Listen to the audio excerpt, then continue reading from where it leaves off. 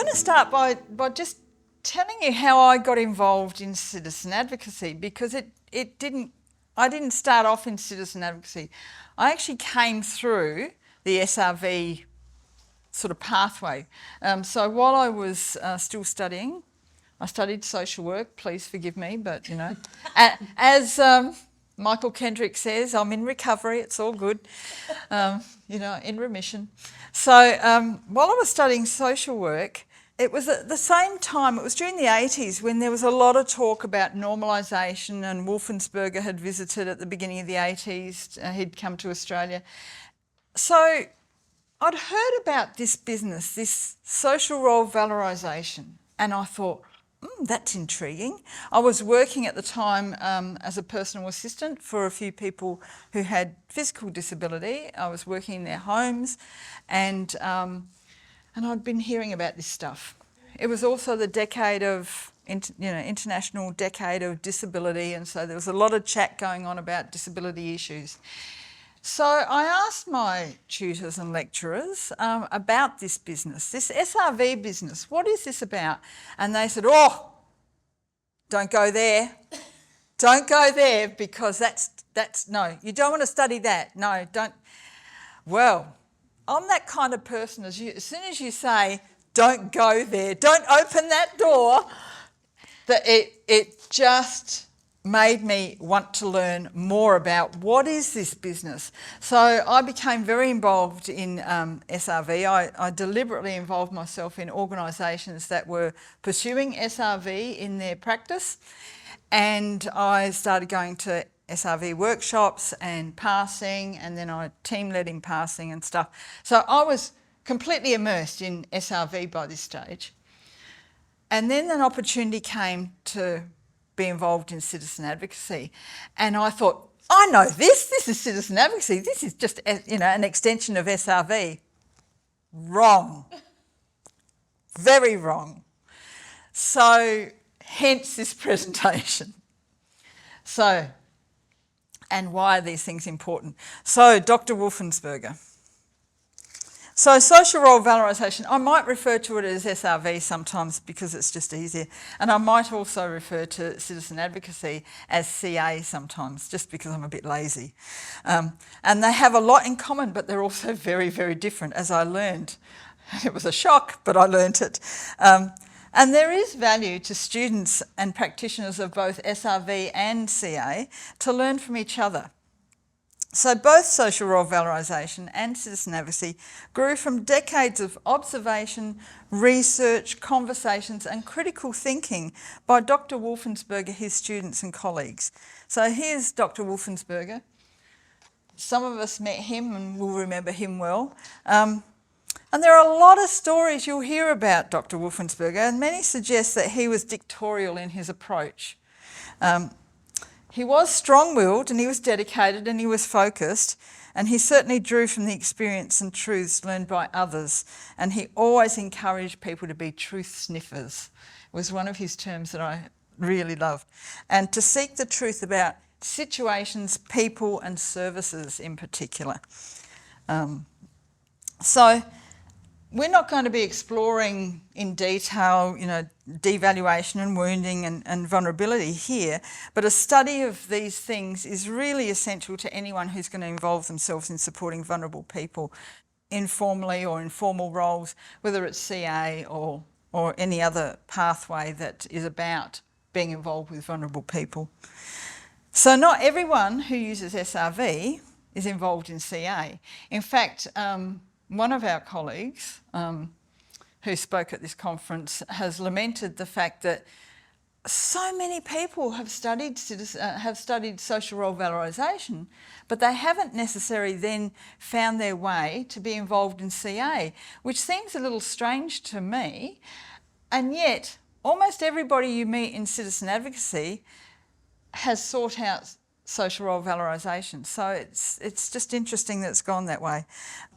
So not everyone in CA has a background in citizen advocacy, and not everyone involved in CA has involvement with SRV. So SRV evolved from Wolfensberger work on normalisation, which was published in 1972. And that attracted a lot of criticism due to misunderstandings of the term normalisation. You know, at that time people were saying things like, you know, what's normal anyway? Normalisation, utilisation of means which are as culturally normative as possible in order to establish and or maintain personal behaviours and characteristics which are as culturally normative as possible. A lot of words in there and lots to think about. So that really didn't help people's understanding, because people kept saying, you can't make people with disabilities normal. And what's normal anyway? And, you know, shouldn't we be accepting people as they are? And all sorts of conversations went on at the time. So what it really meant was providing devalued people with the same opportunities as were typical for average people in places, times, and by the means which were also typical. It also meant that sometimes extra effort is needed to achieve the typical for people who are devalued, the bending over backwards. So in 1983, Wolfensberger introduced SRV, and this will be a familiar book to many of us. So, a rethinking, how would we do this, evolved out of normalisation, a means of providing access to the good things of life via the acquisition of valued roles for people who are devalued and vulnerable. Now, we could go into a whole discussion about what the good things of life are, and there are certainly workshops on that, and there's certainly plenty of debate on that. But I think, you know, even a large group of people could agree to a number of items that they would consider to be the good things of life. Citizen advocacy. Citizen advocacy came from Dr Wolfensberger attending a conference in 1966 where many parents of people with disabilities expressed their concern for the future of their sons and daughters. And Zaina talked quite a bit about this yesterday. She actually had a bigger story about the parental involvement and how it sort of broke away from the parental involvement and services.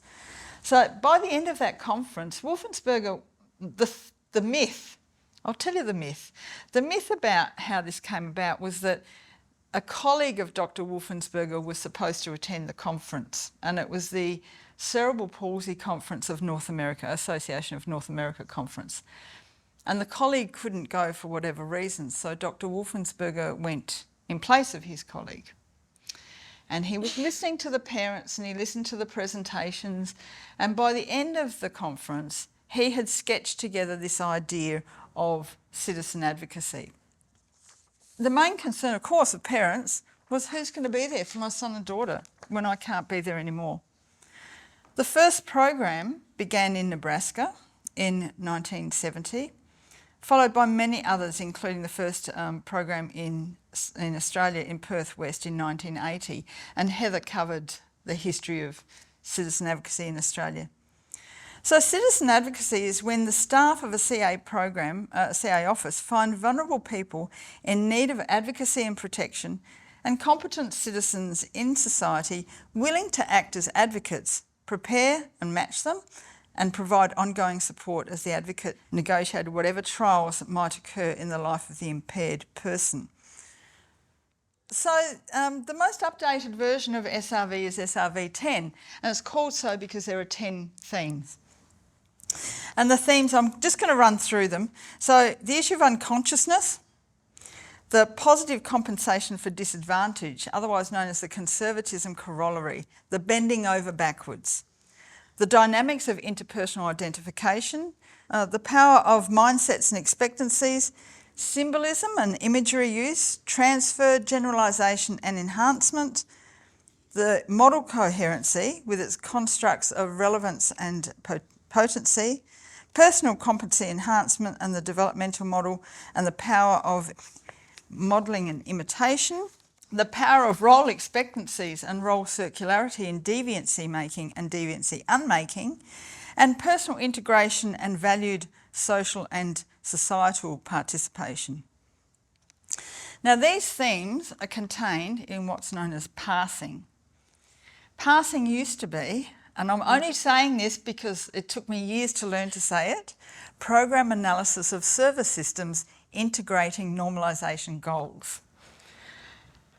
That literally took me years, but they now just call it passing. And that's long been used as a training tool and an evaluation tool to evaluate services for people. So Susan Thomas co-authored Passing with Dr Wolfensberger, and Susan's still teaching SRV and SRV related material throughout North America and so forth. She's been to Australia several times too, and for those of you that are interested, she will certainly be presenting at the conference online in a couple of weeks. So there are 42 ratings, and they're arranged under two main headings, image and competency, which in turn are arranged into 4 categories of information. So the categories include physical service settings, so where people live, where they work, where they associate, where they are in the community, service groupings and the relationship between the people involved, the service structured activities, what are people doing with their day, and the use of time and other issues such as language, labels and imagery. So we heard a little bit about logos. Logos are fascinating when you look at them and you start to realise how much unconsciousness goes into creating some of those things.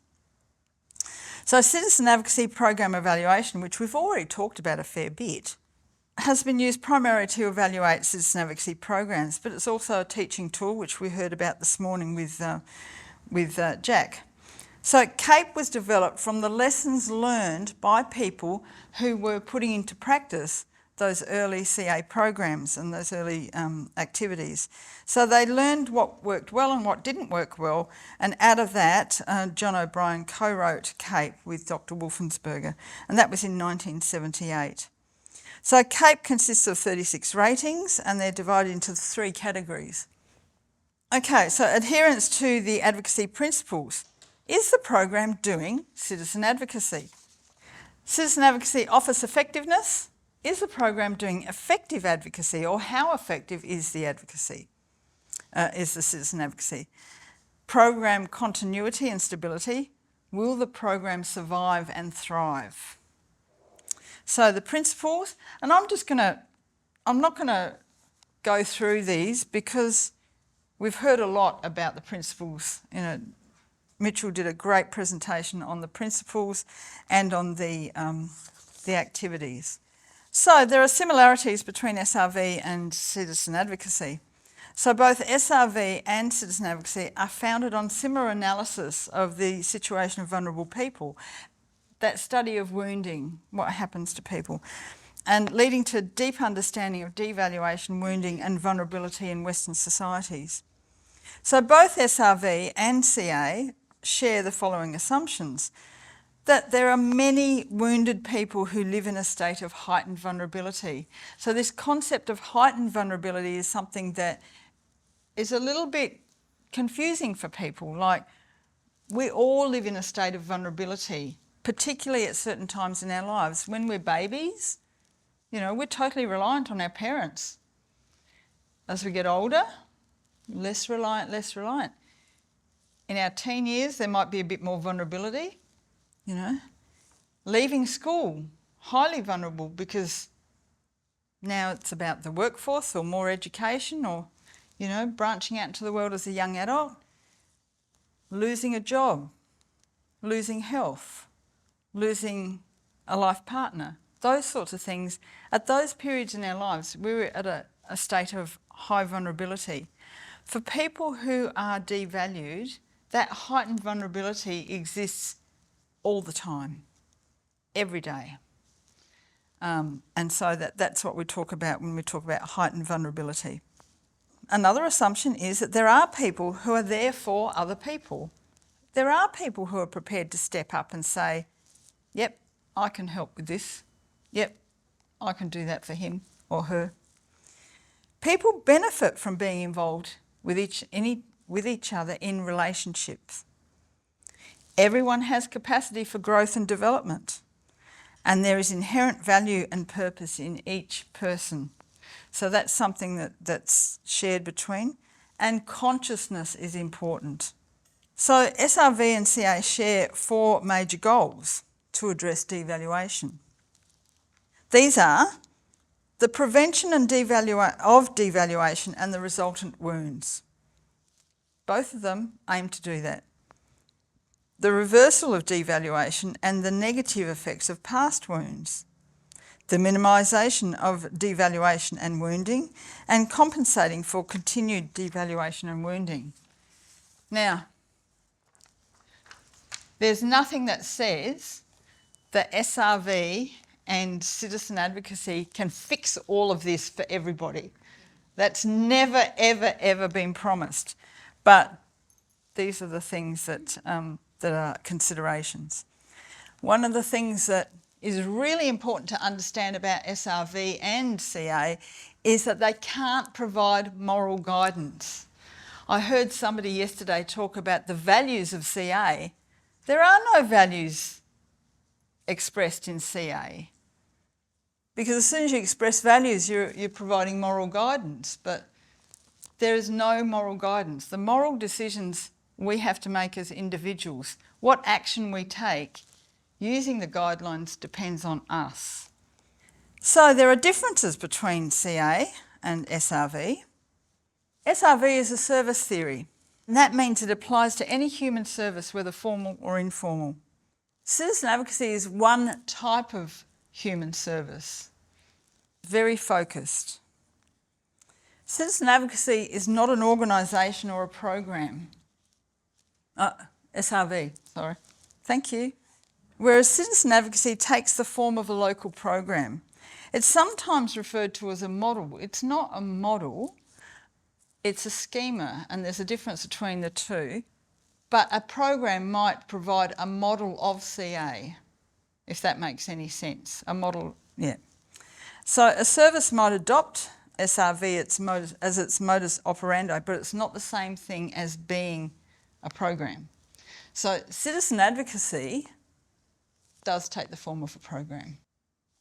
So you might find, for example, in Adelaide, we had a aged care service, aged care and housing group, which adopted SRV as its modus operandi for all of its services. But that didn't mean that the SRV was a program. It's that they used SRV. So while there are shared assumptions regarding consciousness in SRV, raised consciousness comes through presentations. Whereas in citizen advocacy, inviting people into relationship and the progression of those relationships raises consciousness. We often hear advocates tell us after some time with the protégé that all of the things that we talked about in orientation have happened. And they go, how did you know? And it's often because we're referring to what happens in wounding that we know.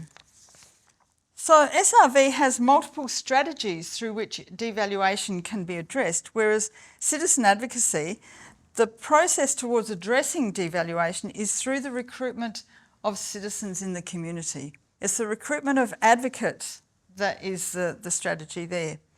So SRV is one source of knowledge to inform citizen advocacy, and others might include personalism, social advocacy, safeguarding and community development.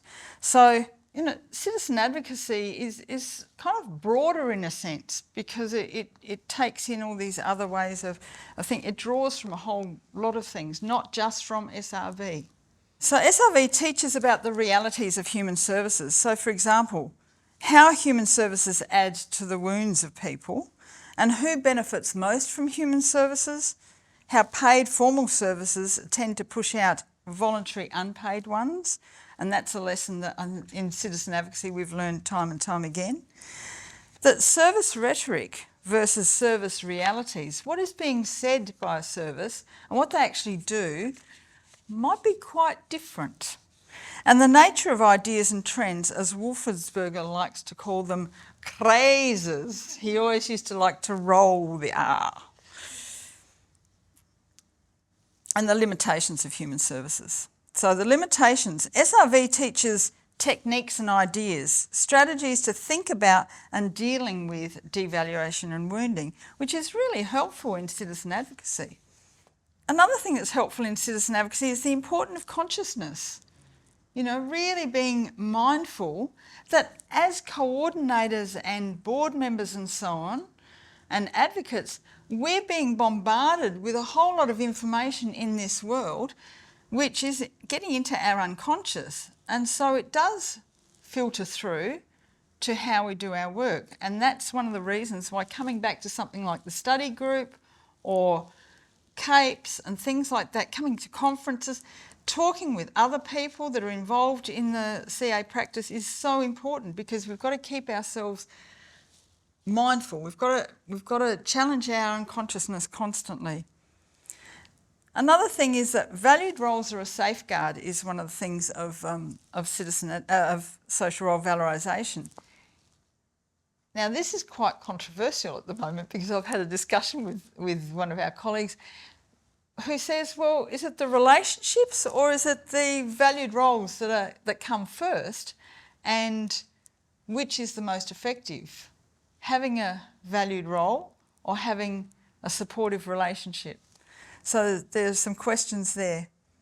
Image is just as important as competency in SRV, enhancing and maintaining image.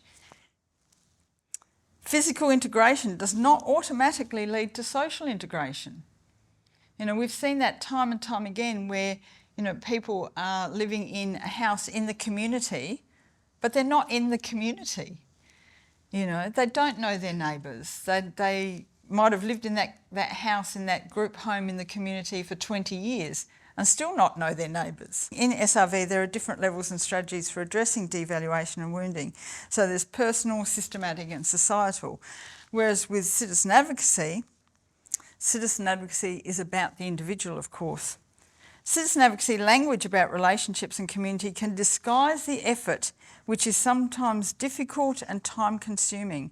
It can look like lots of coffee and cake, and I know there have been board members who haven't stayed with us in Citizen Advocacy South Australia who think that all we're doing is having coffee and cake with lots of people.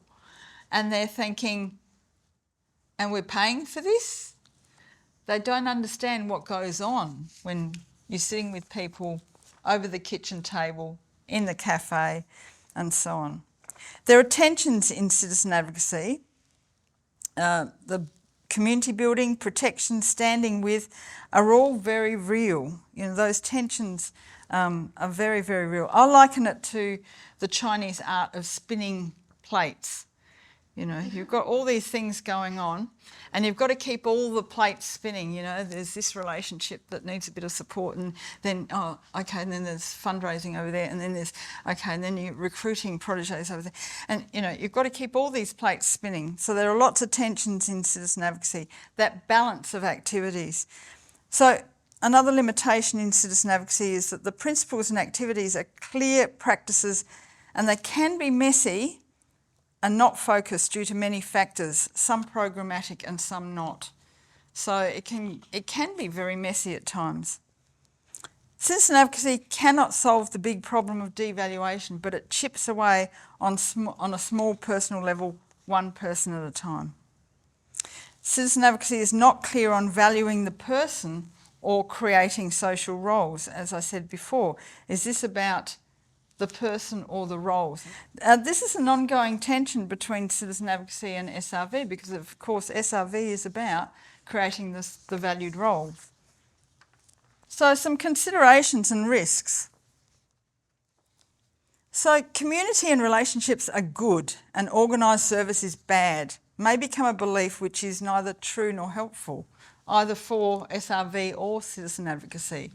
We can get hooked up on this idea that human services, you can't have human services, and somehow the community is going to be wonderful and embrace people. Not so, not so.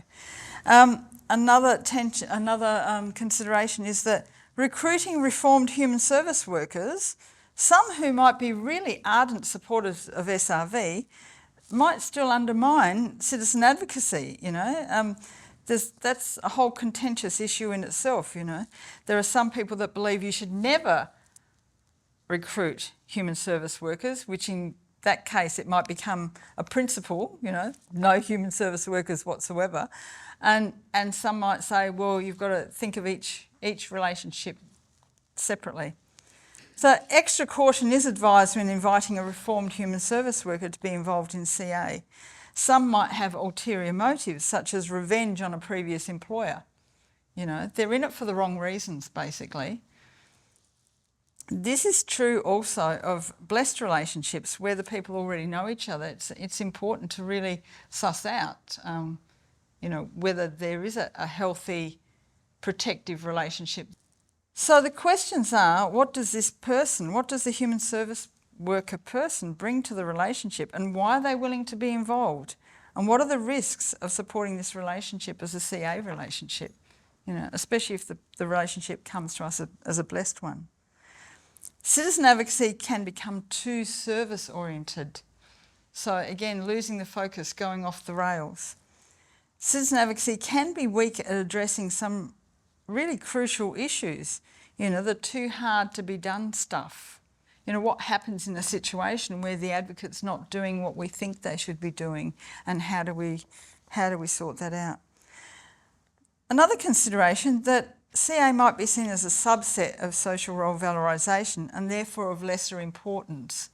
So at the beginning of my presentation I said when I came to it, that's how I thought citizen advocacy was. I saw it as a subset of SRV, and it's not at all, and it's certainly not of lesser importance.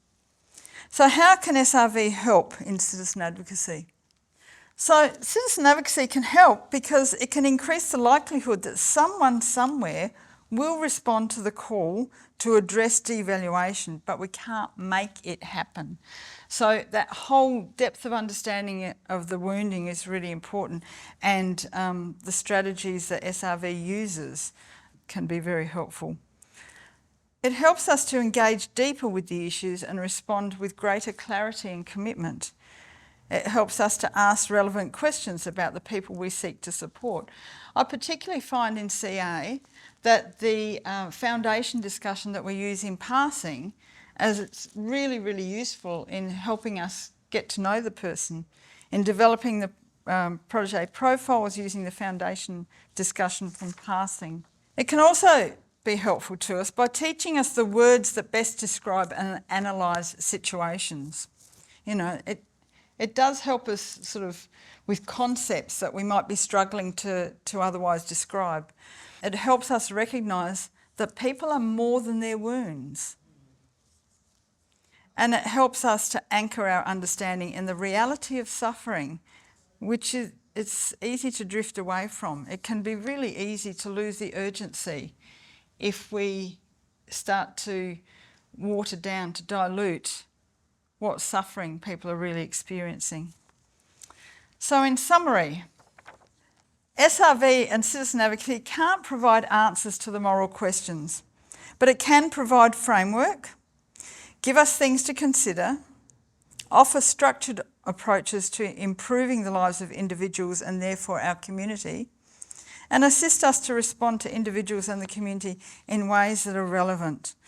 So for more information on this, I would suggest look up Wolfensberger. There's a great site with a lot of information, and the SRV site's fantastic as well.